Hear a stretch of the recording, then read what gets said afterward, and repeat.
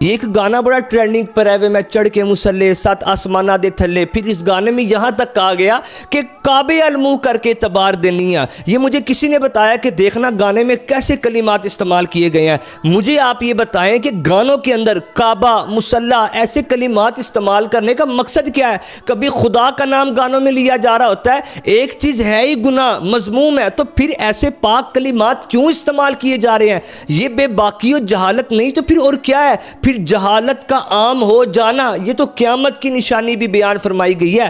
پھر اگلی بات، یہ جو اسلامک ٹچ بار بار دیا جا رہا ہوتا ہے، اس کا ایک مقصد یہ بھی ہوتا ہے کہ اگلے کے جذبات سے کھیلنا۔ آپ دیکھ لیں، لڑکا اور لڑکی حرام ریلیشن شپ میں آپس میں بات چیت کرتے ہیں، میسج کریں گے، کیا آپ نماز کے لیے اٹھ گئے؟ کیا آپ نے نماز پڑھ لی؟ کبھی گھر والوں کو تو پوچھا نہیں کہ نماز پڑھی ہے کہ نہیں، اسے ہی بار بار میسج کیے جاتے ہیں۔ اور پھر کئی بار یہ بھی کہتے ہیں کہ ہم یہ محبت کر کے رب کے قریب ہو گئے ہیں۔ استغفر اللہ، ناجائز محبتیں کبھی بھی آپ کو رب کے قریب نہیں کرتی، رب سے دور کرتی ہیں۔ بلکہ ایسے واقعات میں نے پڑھے کہ ناجائز محبتوں میں بندوں نے پڑھ کر اپنے دین تک کو چھوڑ دیا، اور آپ کہہ رہے ہیں رب کے قریب ہو گئے ہیں۔ ایک مثال سے سمجھاتا ہوں کہ پیشاب سے کبھی بھی وضو نہیں کیا جاتا، وضو ہمیشہ پاک صاف پانی سے ہوتا ہے، تو رب کے قریب بھی نیک اعمال کر کے ہی ہوا جائے گا۔ اور ہرگز میں یہ نہیں کہہ رہا کہ دعا میں کسی کو مانگنا رب سے یہ بھی گناہ ہے، یہ بھی رب سے دوری ہے، نہیں، بلکہ آپ رب سے دعا میں مانگے جائز طریقہ ہے نا، جائز طریقے سے مانگے،